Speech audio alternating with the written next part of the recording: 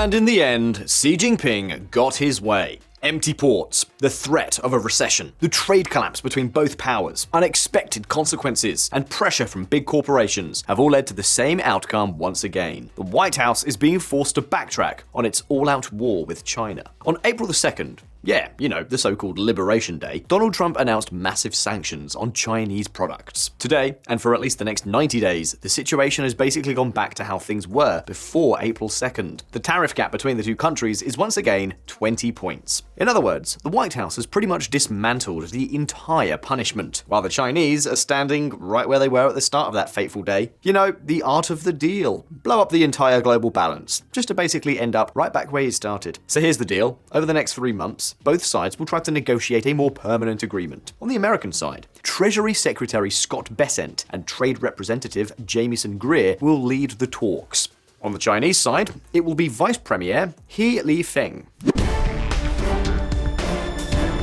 VisualPolitik community, in this video we're going to break down exactly what's behind this deal between the United States and China. You know what? That thing Trump always said? It almost seems to have played out almost the exact opposite way. I'm telling you, these countries are calling us up, kissing my ass. They are dying to make a deal. Please, sir, make a deal. I'll do anything, sir. We're going to break it all down right now. Why the US has backed down.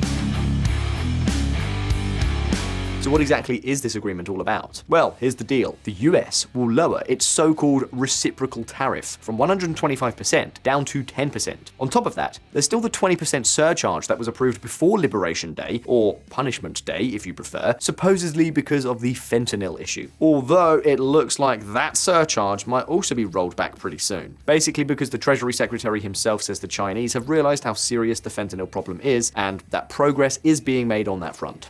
Translation, even if tariffs stay at 30%, the US has probably told Beijing, look, if talks go well, we might ease up on that extra charge too. And what about China? Well, on their side, they'll cut their tariffs on US products from 125% down to 10% and suspend some of the non-tariff measures they had recently approved. So, this agreement, like we said, is valid for 90 days, but it's meant to set a baseline. It's hard to imagine things ending worse than this transitional phase. It just wouldn't make sense. Naturally, this has sparked a wave of euphoria. The full-blown trade war seems to be over, and for talks to move forward, the US had to walk back what was, in practice, a trade embargo. Now, 30% tariffs are still a huge number, but at least it allows trade between the two powers to resume, something that was simply impossible under the previous situation. And let's not forget the exemption for tech goods like iPhones that Trump announced after launching his tariff storm is still in place. So in the end, the average effective tariff will actually be much lower than that 30% headline figure. But is everything fixed now? Let's not get ahead of ourselves. As we keep saying over and over again here on VisualPolitik, words are never neutral. Words aren't neutral, and even less so when it comes to public policy decisions that completely break existing balances, even if those decisions are later reversed. Take this trade war. It's pushed a lot of American businesses to the brink, especially small and medium enterprises that suddenly saw their profit margins vanish. Because obviously, for a small business, adapting overnight to the latest whim from the Oval Office isn't exactly easy. They don't have the resources or the leverage needed to completely overhaul their operations from one day to the next. The result? In recent weeks, situations like this have been popping up all over the country.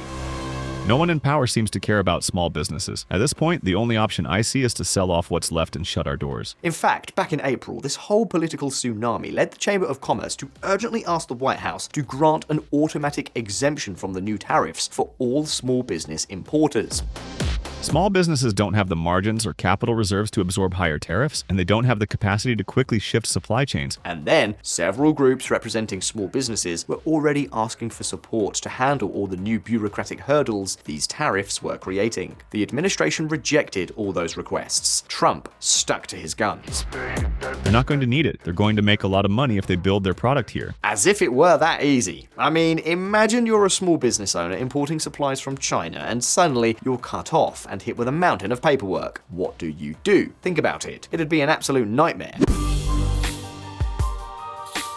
And that's exactly what's happening. This is the reality with all the tariffs. But when it comes to China, For many small businesses, it's been a total collapse. Because even if you manufacture in the US, chances are you're still importing key inputs for your business and production. In today's world, autarky only exists in Trump's imagination. Let's not forget, China accounts for 30% of the entire world's manufacturing output. That means nearly 1 in every 3 products is made in China. And logically, many of those products, one way or another, are headed to the United States. So yeah, like we said, a complete mess. But do you know what? This isn't just about the real economy. Financial markets are also flashing warning signs. Just take a look.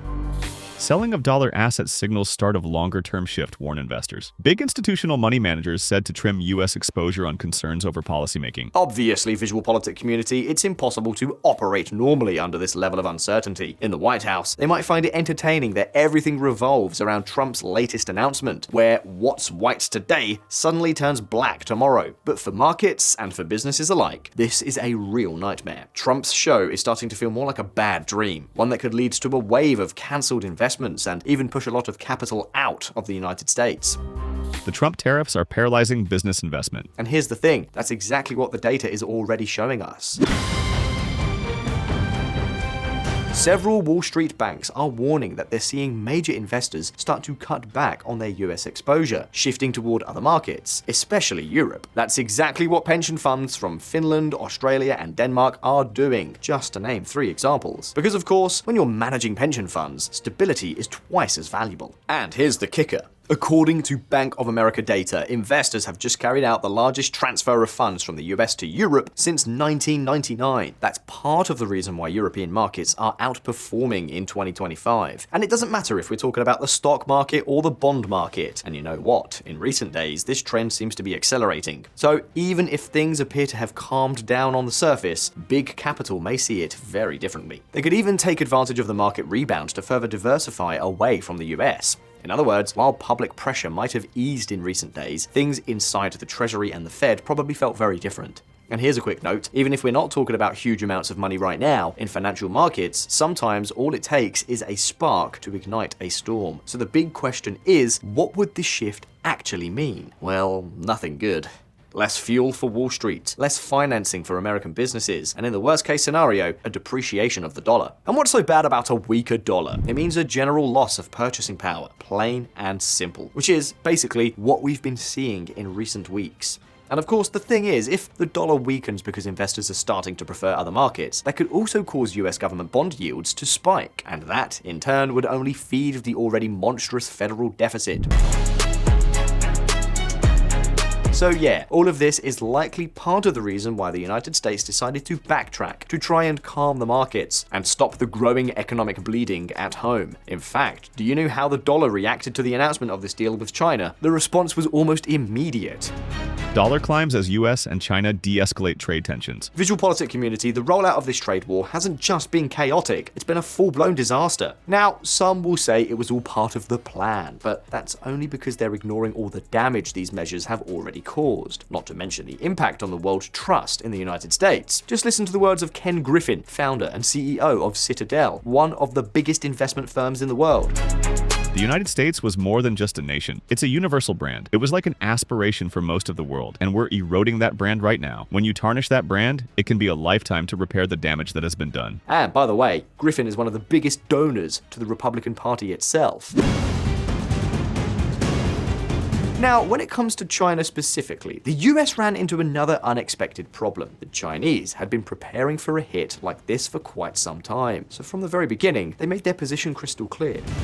China vows to fight to the end as Trump's tariff ultimatum looms. Of course, the de facto trade embargo is hitting Xi Jinping's China hard. Let's not kid ourselves. This is not good news for them either. But this time, they've made it clear from the very beginning they weren't going to back down, because doing so would have set a terrible precedent. And in the end, as you can see, just over a month later, the tables have completely turned. And that's because ever since Trump launched his first trade war against China back in 2018, the Chinese have been preparing for exactly this kind of scenario. And honestly, the same goes for many American companies. So, how have they done it? Basically, by gradually cutting more and more ties.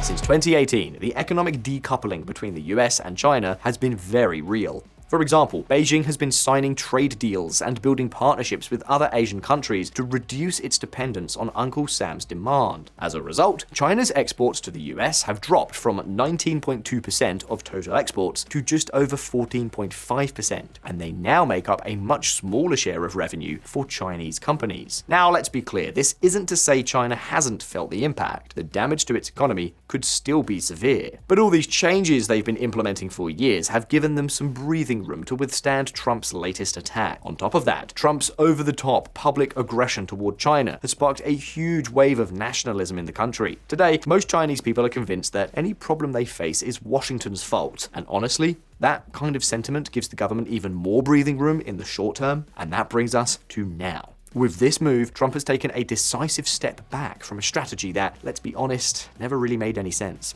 And do you know what? Unless there's a serious recession, it's very likely that none of this will actually help reduce the trade deficit. But that's something only time will tell. For now, the question goes to you. What do you think about this unexpected twist? Do you believe Washington and Beijing will eventually reach a real understanding? And who do you think came out on top? Let us know your thoughts in the comments. Let's get a debate going. If you found this video interesting, give it a like, and don't forget to subscribe to VisualPolitik if you haven't already done so. Take care. I'll see you next time.